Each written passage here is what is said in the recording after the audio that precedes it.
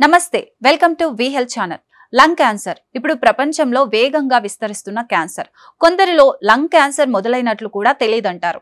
Lungs లో వచ్చే ఇబ్బందులను అశ్రద్ధ చేస్తున్నారా? మగవారిలో అందుకే లంగ్ క్యాన్సర్ ఎక్కువగా కేసులు పెరుగుతున్నాయా? ఇలాంటివన్నీ తెలియజేయడానికి మనతో పాటు స్టూడియోలో ఉన్నారు ఆంకాలజిస్ట్ డాక్టర్ కళ్యాణ్ గారు. సార్ని అడిగి మరిన్ని వివరాలు తెలుసుకుందాం. Hi sir. సార్, అసలు లంగ్ క్యాన్సర్ లక్షణాలు ఎలా ఉంటాయి? అండ్ కొన్ని క్యాన్సర్ లక్షణాలు బయటికి కనిపిస్తాయి, కానీ లంగ్ క్యాన్సర్కి సంబంధించి ప్రత్యేకంగా లక్షణాలు బయటికి కనిపించవు అనేది అయితే వింటూ ఉంటాము. అది నిజమేనంటారా? యూజువల్గా లంగ్ క్యాన్సర్స్ అనేవి చాలా లేట్ స్టేజ్లోనే ప్రజెంట్ అవుతాయండి. వాళ్ళ సిమ్టమ్స్ వచ్చేసరికి పేషెంట్ ఐడెంటిఫై చేసేదానికి కూడా చాలా లేట్ ప్రజెంటేషన్ అవటం వల్ల మనం చాలాసార్లు లంగ్ క్యాన్సర్ కేసెస్ని మనం సేవ్ చేయలేకపోతాం.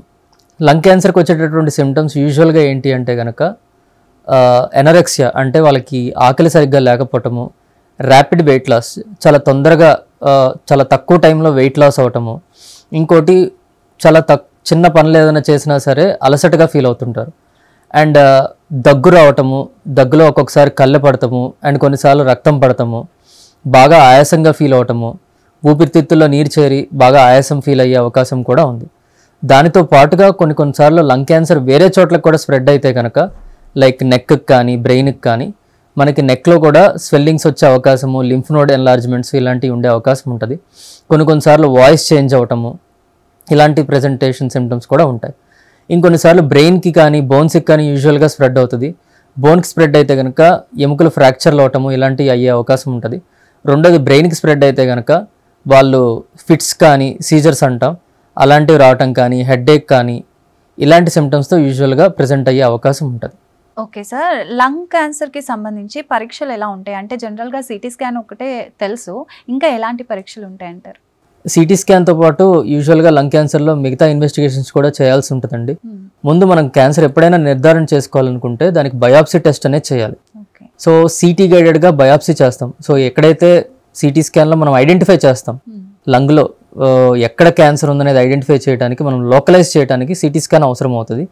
సిటీ స్కాన్ చేసి ఒకసారి లోకలైజ్ చేసిన తర్వాత ఆ క్యాన్సర్ని డిటెక్ట్ చేసిన తర్వాత ఆ క్యాన్సర్ పార్ట్ నుంచి ఒక చిన్న టిష్యూ శాంపుల్ని తీస్తాం.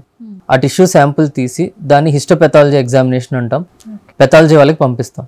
సో ఆ బయాప్సీ రిపోర్ట్లో మనం అది ఏ టైప్ ఆఫ్ క్యాన్సర్ నిర్ధారణ అవడంతో పాటు అది ఏ టైప్ ఆఫ్ క్యాన్సర్ అనేది డయాగ్నోస్ అవుతుంది. అది ఏ టైప్ ఆఫ్ క్యాన్సర్ అనేది ఆధారపడిన తర్వాత దాని ప్రకారంగానే వాళ్ళ ప్రోగ్నోసిస్ అనేది ఉంటుంది. సో ఒక్కొక్క రకమైన క్యాన్సర్కి ఒక్కొక్క ప్రోగ్నోసిస్ అనేది ఉంటుంది. ఇంకోటి కొన్నిసార్లు కన్ఫర్మ్ చేసుకోవడానికి ఐహెచ్సి స్టడీస్ అని ఉంటాయి. ఆ ఐహెచ్సి స్టడీస్ కూడా చేయాల్సిన అవసరం ఉంటుంది. రెండవది, ఈ క్యాన్సర్ అనేది వేరే బాడీ పార్ట్స్కి ఎక్కడన్నా స్ప్రెడ్ అయిందా లేదా అనేది తెలుసుకోవడానికి పెట్ సిటీ స్కాన్ చేయాలి. ఈ లంగ్ క్యాన్సర్లో యూజువల్గా పెట్ సిటీ చేయడం ద్వారానే మనం అది బోన్స్కి కానీ బ్రెయిన్కి కానీ లింఫ్ నోడ్స్కి కానీ ఇంకెక్కడైనా వేరే చోటకి స్ప్రెడ్ అయిందా అనేది తెలుసుకోవడానికి పెట్ సిటీ తప్పనిసరిగా చాలాసార్లు చేయాల్సిన అవసరం ఉంటుంది. అండ్ ఈ పెట్ స్కాన్ చేయడం ద్వారానే మనం stage of the lung cancer అని, అది స్టేజ్ 1, స్టేజ్ 2, స్టేజ్ 3, స్టేజ్ 4 అనేది కూడా మనం కన్ఫర్మ్ చేసుకోవడానికి పెట్ సిటీ ద్వారానే మనం చేసుకోగలుగుతాం. దాని ప్రకారంగానే ట్రీట్మెంట్ ఆప్షన్స్ అనేవి ఉంటాయండి. ఓకే, సో మీరు ఇందాక అన్నారు స్టేజెస్ ఉంటాయి అని చెప్పేసి, లంగ్ క్యాన్సర్లో ఎన్ని స్టేజెస్ ఉంటాయి అండ్ ఏ స్టేజ్ ఎక్కువ ప్రమాదకరం అంటారు? స్టేజ్ లంగ్ క్యాన్సర్ కనుక డివైడ్ చేస్తే కనుక, ఏదైనా యూజువల్గా క్యాన్సర్స్ మనం డివైడ్ చేస్తే కనుక 4 స్టేజెస్గా మనం డివైడ్ చేస్తాం. Stage 1, stage 2, stage 3, stage 4. ఈ స్టేజ్ 1, స్టేజ్ 2 అనేవి కొంచెం ఎర్లీ స్టేజ్లో ఉన్నటువంటి క్యాన్సర్స్. అంటే ఈ స్టేజ్ 1, స్టేజ్ 2లో యూజువల్గా లంగ్ కన్ఫైన్ అయిపోయి లంగ్ వరకే ఉంటుంది. సో అలాంటి క్యాన్సర్స్ని మనం ట్రీట్మెంట్ ద్వారా మనం క్యూర్ చేయొచ్చు. స్టేజ్ 3 అనేది కొంచెం లోకల్లీ అడ్వాన్స్డ్, ఆ పార్ట్లోనే కొంచెం వేరే లింఫ్ నోడ్స్కి కానీ మీడియాస్టైనం కానీ ఇలాంటి వాటికి స్ప్రెడ్ అయి ఉన్నది స్టేజ్ 3 అంటాం. సో ఈ లోకల్గా స్ప్రెడ్ అయిన ఉన్నటువంటి క్యాన్సర్కి కొంచెం కంబైన్డ్ మొడాలిటీ ట్రీట్మెంట్స్ ఇవ్వాలి. ఇప్పుడు క్యాన్సర్కి వచ్చేసరికి ట్రీట్మెంట్స్ యూజువల్గా సర్జరీ ఉంటుంది, కీమోథెరపీ ఉంటుంది, రేడియోథెరపీ ఉంటుంది. సో ఇవి డిఫరెంట్ కాంబినేషన్స్లో స్టేజ్ 3 క్యాన్సర్ని మనం ట్రీట్ చేస్తాం. స్టేజ్ 4 క్యాన్సర్ అంటే కనుక వేరే చోటకి బాడీలో లంగ్ క్యాన్సర్ ఒక ఛాతీలోనే కాకుండా వేరే చోటకి కూడా స్ప్రెడ్ అయితే అది స్టేజ్ 4 క్యాన్సర్ అవుతుంది. సో బోన్కి కానీ బ్రెయిన్కి కానీ నెక్లో ఉన్నటువంటి లింఫ్ నోడ్స్కి కానీ వేరే చోటకి స్ప్రెడ్ అయితే కనుక అది స్టేజ్ 4 లంగ్ క్యాన్సర్గా మనం పరిగణిస్తాం. ఈ స్టేజ్ 4 లంగ్ క్యాన్సర్ అనేది డెఫినెట్గా ప్రమాదకరమైందే. అండ్ దీనికి మనం ట్రీట్మెంట్ చేయడం ద్వారా కొంచెం లైఫ్ ప్రొలాంగ్ చేయొచ్చు. బట్ కంప్లీట్ క్యూర్ అనేది ఉండదు. బట్ డెఫినెట్ గా ఇప్పుడు ఉన్నటువంటి మార్కెట్ లో ఉన్నటువంటి అడ్వాన్స్మెంట్స్ అండ్ మనకు ఉన్నటువంటి డ్రగ్ అవైలబిలిటీని బట్టి లైక్ టార్గెటెడ్ థెరపీ అని కీమోథెరపీలో వచ్చినటువంటి అడ్వాన్స్మెంట్స్ ద్వారా కీమోథెరపీ చేస్తారండి. ఓకే. సో ఇప్పుడు ఈ ఉన్నటువంటి అడ్వాన్స్మెంట్స్ ద్వారా మనం చాలా లైఫ్ ప్రొలాంగ్ చేయొచ్చు. ఒకప్పుడు స్టేజ్ 4 క్యాన్సర్ అనగానే చాలా భయపడాల్సిన అవసరం, లైక్ 6 నెలల కంటే ఎక్కువ బతకరు, సంవత్సరం కంటే ఎక్కువ బతకరు, లేదంటే ట్రీట్మెంట్ ఇవ్వటం వల్ల ఉపయోగం ఏముంటుంది అని చాలా మంది జనాలు అనుకునేవాళ్ళు. బట్ ఇప్పుడు ఉన్న అడ్వాన్స్మెంట్స్ ద్వారా మనం స్టేజ్ 4 లంగ్ క్యాన్సర్స్ లో కూడా మన ట్రీట్మెంట్ ద్వారా లైఫ్ ని బాగానే కొంచెం మంచి క్వాలిటీ ఆఫ్ లైఫ్ తో మంచి ప్రొలాంగ్ చేసే అవకాశం ఉంది. ఓకే. ట్రీట్మెంట్ ఎలా చేస్తారు అండ్ ఒక పర్సన్ ఎప్పుడు అడ్మిట్ అవ్వాలంటారు హాస్పిటల్లో ఈ లంగ్ క్యాన్సర్? ఒకసారి లంగ్ క్యాన్సర్ డయాగ్నోజ్ అయిన తర్వాత ఇప్పుడు ఏదైతే చెప్పానో like PET CT scan, biopsy test, IHC studies ఇవన్నీ చేయడం ద్వారా ఫస్ట్ మనం అది లంగ్ క్యాన్సర్ ని హిస్టోపెథలాజికల్ గా డయాగ్నోస్ చేసుకోవడం ద్వారా మనం పెట్ సిటీ చేసి ఏ స్టేజ్ ఆఫ్ క్యాన్సర్ అనేది మనం నిర్ధారించుకుంటాం. సో ఈ స్టేజ్ ని బట్టి మన ట్రీట్మెంట్ ఆప్షన్స్ అని ఉంటాయి. సో స్టేజ్ 1, స్టేజ్ 2 అయితే కనుక యూజువల్ గా మనం సర్జరీ చేస్తాం. సో సర్జరీకి అడ్మిట్ చేసి హాస్పిటల్లో మిగతా టెస్ట్లు అవన్నీ కూడా చేసి లంగ్ క్యాన్సర్ సర్జరీకి మనం ప్రిపేర్ చేస్తాం. రెండోది కొన్నిసార్లు కీమోథెరపీ రేడియేషన్ ఇవ్వాల్సి ఉంటుంది. సో కీమోథెరపీ రేడియేషన్ ఇచ్చి కొంచెం తగ్గిన తర్వాత అప్పుడు సర్జరీ చేస్తాం. సో ఈ కీమోథెరపీ ఇవ్వడానికి కూడా పేషెంట్ అడ్మిట్ అవ్వాల్సిన అవసరం ఉంటుంది. సో కీమోథెరపీ అనేది లైక్ 1 or 2 days కీమోథెరపీ ఇచ్చి 3 weekly సైకిల్స్ ఉంటాయి. సో మళ్ళీ 3 వారాల తర్వాత మళ్ళీ సెకండ్ సైకిల్, థర్డ్ సైకిల్ అలా ఇస్తాం. అండ్ రేడియేషన్ ట్రీట్మెంట్ అనేది యూజువల్ గా లైక్ 30 to 45 days అలా ఉంటుంది. సో ఆ రేడియేషన్ ట్రీట్మెంట్ కూడా జస్ట్ రోజు వచ్చి తీసుకొని వెళ్ళే ఓపీ బేసిస్ లో తీసుకునే అవకాశం ఉంటుంది. ఓకే. సో టీబీ, ఆస్తమా ఉన్న వాళ్ళకి ఎక్కువ క్యాన్సర్ వచ్చే అవకాశం ఉందంటారా? దీర్ఘకాలికమైనటువంటి లంగ్ సంబంధించినటువంటి దీర్ఘకాలమైన వ్యాధులన్నిటికీ కూడా లంగ్ క్యాన్సర్ వచ్చే అవకాశం ఉంటుంది. లైక్ మీరు చెప్పినటువంటి టీబీ కావచ్చు, రెండోది ఆస్తమా కావచ్చు, ఇంకోటి COPD అంటాం, క్రానిక్ అబ్స్ట్రక్టివ్ పల్మనరీ డిసీజ్. వీటన్నిటిలో కూడా ఇవన్నీ కూడా దీర్ఘకాలికమైన వ్యాధులు. సో ఈ దీర్ఘకాలికమైనటువంటి ఊపిరితిత్తుల వ్యాధులు అన్నిటిలో కూడా ఊపిరితిత్తుల్లో ఇన్ఫ్లమేషన్ అనేది ఇంక్రీజ్ అవుతుంది. సో ఇన్ఫ్లమేషన్ ప్రొలాంగ్డ్ గా ఉండటం వల్ల వాళ్ళందరికీ కూడా లంగ్ క్యాన్సర్ వచ్చే రిస్క్ అనేది ఉంటుంది, కొంచెం ఎక్కువ రిస్క్ అనేది ఉంటుంది. ఓకే. లంగ్ క్యాన్సర్ రావడానికి ప్రధాన కారణాలు ఏమంటారు sir? First lung cancer main గా కాజెస్ వచ్చేసరికి first thing smoking. Okay. So smoking వల్ల అన్ని చెడేనండి. ఒక లంగ్ క్యాన్సరే కాదు, స్మోకింగ్ తో మిగతా ఊపిరితిత్తులకు సంబంధించిందే కాకుండా గుండెకి సంబంధించిన సమస్యలు రావచ్చు, బ్రెయిన్ కి సంబంధించిన సమస్యలు రావచ్చు, BP ఇలాంటివన్నీ కూడా లంగ్ క్యాన్సర్ వల్ల స్మోకింగ్ వల్ల వస్తాయి. అండ్ స్మోకింగ్ ఒక లంగ్ క్యాన్సర్ తోనే కాకుండా ఇంకొక 12 రకాల క్యాన్సర్స్ వచ్చే అవకాశం కూడా స్మోకింగ్ వల్ల ఉంటుంది. అండ్ స్మోకింగ్ లో ఆల్మోస్ట్ ఒక 83 కార్సినోజన్స్, IARC అంటాం, international agency on cancer research, వీళ్ళు ప్రూవ్ చేసినటువంటివి ఆల్మోస్ట్ ఒక 83 కార్సినోజన్స్ అనేవి స్మోకింగ్ ద్వారా రిలీజ్ అవుతున్నాయి. సో ఇవన్నీ కూడా క్యాన్సర్ కారకాలే. అండ్ ఈ స్మోకింగ్ తో పాటు సెకండ్ హ్యాండ్ స్మోక్ అంటే పక్కన మనం స్మోకింగ్ చేసే వాళ్ళ పక్కన ఉన్నా సరే ఆ స్మోక్ తీసుకోవడం ద్వారా కూడా మనకి క్యాన్సర్ వచ్చే అవకాశం ఉంటుంది. పక్కన వారికి కూడా ఎక్కువ ప్రమాదం అంటారు. సెకండ్ హ్యాండ్ స్మోక్ వల్ల కూడా క్యాన్సర్ రిస్క్ అనేది ఉంటుంది. ఈ స్మోకింగ్ వల్ల ఆల్మోస్ట్ ప్రపంచంలో లంగ్ క్యాన్సర్ వచ్చేటటువంటి వాళ్ళే ఆల్మోస్ట్ 10 లక్షల మంది ప్రపంచంలో లంగ్ క్యాన్సర్ వల్ల చనిపోతున్నారు. అండ్ ఈ లంగ్ క్యాన్సర్స్ అన్ని కూడా స్మోకింగ్ కి అట్రిబ్యూట్ చేయొచ్చు. And 80 to 90% of the deaths అమెరికాలో లంగ్ క్యాన్సర్ కి సంబంధించిన 80 to 90% ఆఫ్ డెత్స్ అనేవి స్మోకింగ్ కి అట్రిబ్యూట్ చేస్తున్నారు. అంటే స్మోకింగ్ కారణం వల్లనే 80 to 90% of the lung cancer deaths అనేవి జరుగుతున్నాయి.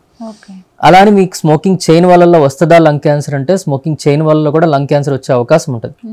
బట్ స్మోకింగ్ చేయని వాళ్ళు స్మోకింగ్ చేసే వాళ్ళని కంపేర్ చేస్తే గనక స్మోకింగ్ చేసే వాళ్ళలో 30%, 30 times 30 రెట్లు స్మోకింగ్ చేయని వాళ్ళతో కంపేర్ చేస్తే స్మోకింగ్ చేసే వాళ్ళతో 30 రెట్లు ఎక్కువ అవకాశం అనేది లంగ్ క్యాన్సర్ వచ్చేదానికి అవకాశం ఉంది. సో ఫస్ట్ థింగ్ ఈ స్మోకింగ్ తో పాటు కాకుండా కొంతమంది ఇండస్ట్రీస్, కెమికల్ ఇండస్ట్రీస్ లో వర్క్ చేస్తుంటారు, లైక్ అర్సెనిక్, దాని తర్వాత బెరీలియం, యాస్బెస్టాసిస్ వల్ల కూడా మీసోథీలియం అనే ఒక లంగ్ టైప్ ఆఫ్ క్యాన్సర్ అనేది వచ్చే అవకాశం ఉంటుంది. సో ఈ కెమికల్స్ అర్సెనిక్ కానీ, యాస్బెస్టాసిస్ కానీ, బెరీలియం కానీ, కాడ్మియం, నికెల్, క్రోమియం ఇలాంటి అన్ని కెమికల్స్, రాడాన్ ఎక్స్పోజర్, ఇలాంటి అన్ని కెమికల్స్ ఎక్స్పోజర్ వల్ల కూడా లంగ్ క్యాన్సర్ వచ్చే అవకాశం ఉంటుంది. ఇంకోటి రేడియేషన్. చాలా సార్లు మనం క్యాన్సర్ ట్రీట్మెంట్ కి రేడియేషన్ ఇస్తాం ఛాతీకి.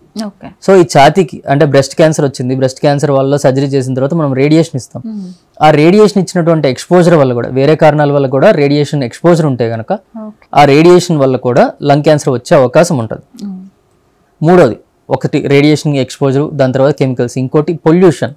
మనం బయట వాతావరణంలోకి వెళ్ళిన తర్వాత ఎయిర్ పొల్యూషన్, ఈ డీజిల్ ఎగ్జాస్ట్ ఉంటుంది. సో ఇప్పుడు ఏదైతే డీజిల్ వెహికల్స్ అవన్నీ యూజ్ చేస్తున్నారో ఆ డీజిల్ వచ్చేటటువంటి ఎగ్జాస్ట్ వెహికల్స్ స్మోక్ వల్ల కూడా ఆ లంగ్ అవి పీల్చడం ద్వారా, ఆ స్మోక్ పీల్చడం ద్వారా కూడా మనకి లంగ్ క్యాన్సర్స్ వచ్చే అవకాశం ఉంటుంది. ఇంకోటి ఫ్యామిలీ హిస్టరీ, ఫ్యామిలీలో లంగ్ క్యాన్సర్స్ ఎవరైనా ఉంటే కనుక ఆ తర్వాత జనరేషన్ కూడా లంగ్ క్యాన్సర్స్ వచ్చే అవకాశం ఉంటుంది. ఓకే, ఈ కెమికల్ ఫ్యాక్టరీస్ లో వర్క్ చేసే వాళ్ళకి కూడా క్యాన్సర్ ఎక్కువ వచ్చే ఛాన్సెస్ ఉన్నాయి అంటున్నారు. సో వాళ్ళు ఎలాంటి జాగ్రత్తలు తీసుకోవాలంటారు? వాళ్ళు ఈ ఎక్స్పోజర్ అనేది తగ్గించుకోవడానికి మాస్కులు వాడటము, దాని తర్వాత కొన్ని యాస్బెస్టాసిస్ ఇలాంటి వాటన్నిటిలో కూడా ఆ డస్ట్ అవి పీల్చడం ద్వారానే ఎక్కువ క్యాన్సర్స్ వచ్చే అవకాశం ఉంటుంది. సో తగిన జాగ్రత్తలు, ప్రివెంటివ్ మెజర్స్, మాస్కులు వాడటం ఇవన్నీ చేయటం ద్వారా వాళ్ళ రిస్క్ అనేది తగ్గించుకోవచ్చు. ఇంకోటి పొల్యూషన్, డీజిల్ ఎక్స్పోజర్ ఒకటి. బయట మనం వెళ్ళినప్పుడు ఈ పొల్యూషన్ నుంచి తగ్గించుకోవడానికి కూడా మనం మాస్కులు వాడటం ఇలాంటివన్నీ చేయడం ద్వారా మన ఎక్స్పోజర్ అనేది తగ్గించుకోవచ్చు. ఓకే, ఈ లంగ్ క్యాన్సర్ వచ్చిన వాళ్ళు ఎలాంటి వ్యాయామాలు చేయాలి అండ్ వ్యాయామాలు చేయొచ్చా అసలు ఫస్ట్? ఓకే, యూజువల్గా లంగ్ క్యాన్సర్ వచ్చిన వాళ్ళల్లో యూజువల్గా చాలా ఆయాసపడుతుంటారు. సో వాళ్ళ లంగ్ కెపాసిటీ అనేది చాలా తక్కువ ఉంటుంది. కొంచెం పని చేసినా సరే వాళ్ళు ఆయాసపడుతుంటారు. ఒకవేళ వాళ్ళు ఫిట్గా ఉండి చేయగలిగిన సిచ్యువేషన్లో ఉంటే కనుక ఆ ఎక్సర్సైజ్, వ్యాయామం చేయడం ద్వారా వాళ్ళకి డెఫినెట్గా మేల్ అనేది ఉంటుంది. సో మనం యూజువల్గా ఒక లంగ్ క్యాన్సర్ వచ్చిన పేషెంట్సే కాదు, యూజువల్గా మనం మంచి physical activity, sedentary life style కాకుండా మంచి ఫిజికల్ యాక్టివిటీ చేయటం ద్వారా, లైక్ రన్నింగ్ ఇలాంటివి చేయటం ద్వారా, మన ఫిజికల్ యాక్టివిటీ ఎక్కువగా చేయటం ద్వారా మన మన క్యాన్సర్ రిస్క్ అనేది ఓవరాల్గా రెడ్యూస్ చేసుకోవచ్చు. అండ్ క్యాన్సర్ పేషెంట్స్ వాళ్ళలో కూడా ఈ వ్యాయామం చేయటం ద్వారా వాళ్ళ లైఫ్ క్వాలిటీ అనేది ఇంప్రూవ్ అవుతుంది. ఇంకొకటి, వాళ్ళు ఎక్సర్సైజ్ చేయటం కంటే కూడా చాలాసార్లు లంగ్ క్యాన్సర్ డయాగ్నోజ్ అయిన తర్వాత కూడా స్మోకింగ్ చేస్తుంటారు. సో ఆ స్మోకింగ్ వల్ల ఇంకా ఎక్కువ రిస్క్, డ్యామేజ్ అనేది ఉంటుంది. సో ఫస్ట్ వాళ్ళు చేయాల్సిన పని ఏంటి అంటే స్మోకింగ్ అట్లీస్ట్ అప్పటికైనా ఆపేయటం. చాలాసార్లు వాళ్ళు ఆపేసామని చెప్పినా సరే స్టిల్ వాళ్ళు క్యాన్సర్తో డయాగ్నోజ్ అయిన తర్వాత కూడా ఇంకా సిగరెట్లు తాగుతూ ఉంటారు. సో ఫస్ట్ వాళ్ళు చేయాల్సింది స్మోకింగ్ కంప్లీట్గా అవాయిడ్ చేయడం ద్వారా వాళ్ళ క్వాలిటీ ఆఫ్ లైఫ్ ఇంప్రూవ్ అవుతుంది అండ్ వాళ్ళ లంగ్ క్యాన్సర్ రిస్క్ కూడా రెడ్యూస్ చేసుకోవచ్చు. ఇలా వాళ్ళు డయాగ్నోజ్ అయిన తర్వాత కూడా స్మోకింగ్ చేయడం ద్వారా వాళ్ళు వేరే క్యాన్సర్స్ అండ్ ఈ క్యాన్సర్ కూడా చాలా ఎక్కువ స్ప్రెడ్ అయ్యే అవకాశము, ఇంకా వర్స్ ప్రోగ్నోసిస్ అనేది ఉంటుంది. సో స్మోకింగ్ ఆపేయటము, దాని తర్వాత ఏదైతే ఎక్స్పోజర్ వల్ల వస్తుందో ఆ రిస్క్ ఫ్యాక్టర్స్ అయితే అన్నీ తగ్గించుకొని అండ్ మంచి వ్యాయామం చేయగలిగితే కనుక చేయటం ద్వారా వాళ్ళకి మంచి క్వాలిటీ ఆఫ్ లైఫ్ అండ్ ఇంకొంచెం బెటర్గా వాళ్ళ లైఫ్ని లీడ్ చేయగలుగుతారు. ఓకే, లంగ్ క్యాన్సర్ ఉన్న వాళ్ళు ఎలాంటి ఫుడ్ తీసుకోవాలంటారు సార్? ఓకే, లంగ్ క్యాన్సర్ ఉన్న వాళ్ళు యూజువల్గా ఫ్రెష్ ఫ్రూట్స్ అండ్ వెజిటబుల్స్ తీసుకోవటం ద్వారా, lot of foods with antioxidants తీసుకోవటం ద్వారా వాళ్ళ క్యాన్సర్ రిస్క్ అనేది రెడ్యూస్ చేసుకోవచ్చు అండ్ డెఫినెట్గా అవి హెల్ప్ అవుతుందండి. There are some foods like fresh fruity vegetables, fresh fruits ఇలాంటి వాటిలో యాంటీ ఆక్సిడెంట్స్ అనేవి ఎక్కువ ఉంటాయి. సో లంగ్ క్యాన్సర్ వచ్చిన వాళ్ళే కాకుండా ఇన్ జనరల్ గా కూడా ఇవి తీసుకోవడం ద్వారా క్యాన్సర్ రిస్క్ అనేది మనం రెడ్యూస్ చేసుకోవచ్చు. సార్, ఇప్పుడు క్యాన్సర్ అనగానే చాలా మంది భయపడతారు, మెయిన్ గా ట్రీట్మెంట్ గురించి ఎక్కువ భయపడతారు. సో కీమోథెరపీ, రేడియేషన్ ఇవన్నీ తీసుకోవాల్సి వస్తుంది అని చెప్పి భయపడుతుంటారు. అలాంటి వాళ్ళకి మీరు ఏం చెప్తారు?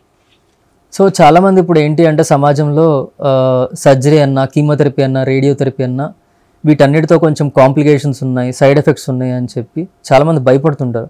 భయపడి కొన్నిసార్లు ట్రీట్మెంట్కి రారు. సో మనం వాల్యుబుల్ టైం అనేది కోల్పోతాం. సో ఒక క్యాన్సర్ అనేది ఒక డయాగ్నోజ్ అయిన తర్వాత క్యూరబుల్ స్టేజ్లో ఉన్నప్పుడు వాళ్ళు మా దగ్గరకు వస్తే అది సర్జరీ ద్వారానో, కీమోథెరపీ ద్వారానో, రేడియోథెరపీ ద్వారానో మేము క్యూర్ చేయగలుగుతాం.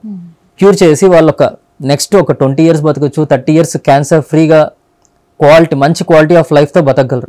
కానీ వాళ్ళు చిన్న భయాలతో కీమోథెరపీ వల్ల సైడ్ ఎఫెక్ట్స్ వస్తాయని, రేడియేషన్ కంటే కరెంట్ ట్రీట్మెంట్ అంటే భయం అని, లేదంటే సర్జరీ చేసుకుంటే ఆ సర్జరీ చేసే టైంలో మాకేమన్నా అవుతుందేమో, ఏదైనా కాంప్లికేషన్స్ ఏమన్నా వస్తాయేమో అని చెప్పి చాలామంది భయపడి ట్రీట్మెంట్కి రారు. సో వాళ్ళందరికీ నేను చెప్పాలనుకున్నది ఏంటంటే మీరు భయపడాల్సిన అవసరం ఏం లేదు. ఇప్పుడున్నటువంటి అడ్వాన్స్మెంట్స్లో, ఇప్పుడున్నటువంటి టెక్నాలజీలో కీమోథెరపీ కూడా సైడ్ ఎఫెక్ట్స్ అనేవి చాలా తక్కువగా ఉంచేసి టార్గెటెడ్ థెరపీస్ అని, ఇమ్యూనోథెరపీస్ అని ఇలాంటి చాలా అడ్వాన్స్మెంట్స్ వచ్చాయి. రెండోది సర్జరీలో ఇప్పుడు మనకు ఉన్నటువంటి ప్రీవియస్గా ఓపెన్ సర్జరీస్తో కంపేర్ చేస్తే ఇప్పుడు లాప్రోస్కోపిక్ సర్జరీస్ అని, రోబోటిక్ సర్జరీస్ అని ఇవన్నీ అడ్వాన్స్మెంట్స్. సో ఈ రోబోటిక్ సర్జరీస్, లాప్రోస్కోపిక్ సర్జరీస్లో చాలా మినిమల్ స్కార్స్తో, చాలా చిన్న హోల్స్తోనే సర్జరీ చేస్తాం. So patient within 1 or 2 days legs నడవటము, మంచి రికవరీ, ఎటువంటి కాంప్లికేషన్స్ రాకుండా, ఎటువంటి నొప్పి లేకుండా, ఎటువంటి స్కార్స్ లేకుండా సో చాలా కంఫర్టబుల్గా పేషెంట్స్ అనేవాళ్ళు అవుట్కమ్స్ అనేవి కూడా ఇప్పుడు బాగుంటున్నాయి. సో వీటి గురించి చిన్నగా వేరే వాళ్ళు చెప్పింది లేదంటే మెడికల్ నాలెడ్జ్ లేని వాళ్ళు చెప్పినవి అవన్నీ విని బయట లైక్ హార్బల్ మెడిసిన్ అనో ఇంకోటి డైటరీ ట్రీట్మెంట్స్ అనో ఇలాంటి వాటికి ఆప్ట్ చేసుకొని అటు క్యాన్సర్స్ తగ్గక వాల్యుబుల్ టైం కోల్పోతున్నారు. సో సరైన టైంలో ఎర్లీ స్టేజ్లో ఉన్నప్పుడే మా దగ్గరకు వస్తే డెఫినెట్గా సర్జరీ, కీమోథెరపీ, రేడియేషన్ డిఫరెంట్ మొడాలిటీస్లో స్టేజ్ని బట్టి మేము ఈ ట్రీట్మెంట్ ఆప్షన్స్ ద్వారా మేము డెఫినెట్గా క్యూర్ చేసి వాళ్ళకి ఒక మంచి quality of life at the same time cancer free life అనేది ఇవ్వగలం. సో దయచేసి బయట ఈ వేరేటటువంటి ఆల్టర్నేటివ్ మెడిసిన్స్కి వాటికి ఏం వెళ్లకుండా క్వాలిఫైడ్ డాక్టర్స్ దగ్గరకు వచ్చి ఈ ట్రీట్మెంట్ ఆప్షన్స్ ద్వారా వాళ్ళ క్యాన్సర్ని క్యూర్ చేసుకోవాల్సిందిగా నేను కోరుకుంటున్నాను. ఓకే సార్, ఇప్పుడు స్మోకింగ్ చేస్తూ ఉంటారు, ఓకే, బట్ టొబాకో ఇంకా పాన్, గుట్కా ఇలాంటివన్నీ తీసుకుంటూ ఉంటారు, వాళ్ళకి కూడా క్యాన్సర్స్ ఏమైనా వస్తాయంటారా? అవునండి, టొబాకో అనేది డిఫరెంట్ ప్రొడక్ట్స్ ఉంటాయి. స్మోకింగ్ ఒకటి, దాని తర్వాత ఈ పాన్ మసాలా, గుట్కాలు, దాని తర్వాత జరదా, ఇలాంటి అన్నిట్లో. అండ్ రీసెంట్గా ఇప్పుడు చాలా మంది యూత్ ఇప్పుడు ఏంటంటే ఈ వేపింగ్ ఒకటి చేస్తున్నారు, జస్ట్ స్మోకింగ్ వేపింగ్ అనేది కూడా చేస్తున్నారు. సో టొబాకో, నికోటిన్ అనేది ఏ ఫామ్ లోనూ మంచిది కాదు, అన్ని విధాలుగా కూడా క్యాన్సర్ కాజ్ చేస్తుంది. సో వేపింగ్ చేయడం ద్వారా కూడా లంగ్ క్యాన్సర్స్ అనేవి వస్తాయి. రెండోది అంటే వేపింగ్ బయట మార్కెట్లో ఎలా ఉంది అంటే వేపింగ్ చేయడం ద్వారా మనం కొంచెం అందులో నికోటిన్ తక్కువ ఉంటుంది, లేదంటే అది సేఫ్ అనేది ప్రొజెక్ట్ చేస్తున్నారు. But vaping is not safe. Even by vaping also you can get lung cancers. రెండోది టొబాకో, మీరు చెప్పినటువంటి tobacco products like gutka, pan masala ఇలాంటి వాటి ద్వారా నోట్ క్యాన్సర్స్ అనేవి వస్తాయి. స్మోకింగ్ వల్ల లంగ్ క్యాన్సర్స్ వస్తాయి. ఈ నోట్లో చూబుల్ టొబాకో అంటాం వీటిని, ఈ చూబుల్ టొబాకో వల్ల నోట్ క్యాన్సర్స్ అనేవి వస్తాయి. సో ఇండియాలో 20% అనేవాళ్ళు స్మోక్లెస్ టొబాకో అంటే చూయింగ్ టొబాకో అనేది యూస్ చేస్తున్నారు.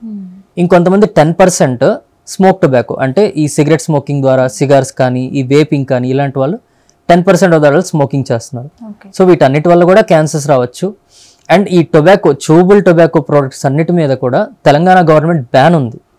సో ఈ టొబాకో, చూబుల్ ప్రొడక్ట్స్ అనేవి completely banned in Telangana. Still they are rampantly available. So మనం మార్కెట్లో చూసుకుంటే కనుక ఏ పాన్ షాప్కి వెళ్ళినా సరే మీకు ఈ గుట్కా, పాన్ మసాలా అన్నీ కూడా అవైలబుల్ గానే ఉంటాయి. Though there is a ban from the government, still it is available. So government measures తీసుకొని ఈ చూబుల్ టొబాకో ప్రొడక్ట్స్ ని కంప్లీట్ గా బ్యాన్ ఏదైతే ఉందో దాన్ని కంప్లీట్ గా ఇంప్లిమెంట్ చేయటము, అండ్ ఈ స్మోక్ టొబాకో రిలేటెడ్ ప్రొడక్ట్స్ కూడా వాటి మీద ఏదో ఒక కొంత రెస్ట్రిక్ట్ చేయడం ద్వారా మనం సమాజాన్ని ఈ క్యాన్సర్స్ నుంచి వాటి నుంచి మనం ప్రొటెక్ట్ చేసుకోగలుగుతాం. Okay, yes sir, thank you so much. చూసారు కదండి, లంగ్ క్యాన్సర్కి సంబంధించి తీసుకోవాల్సిన చికిత్సా విధానాలు అండ్ పాటించాల్సిన జాగ్రత్తలు. ఇది ఇవాల్టి కార్యక్రమం. మరొక కార్యక్రమంతో మళ్ళీ కలుద్దాం.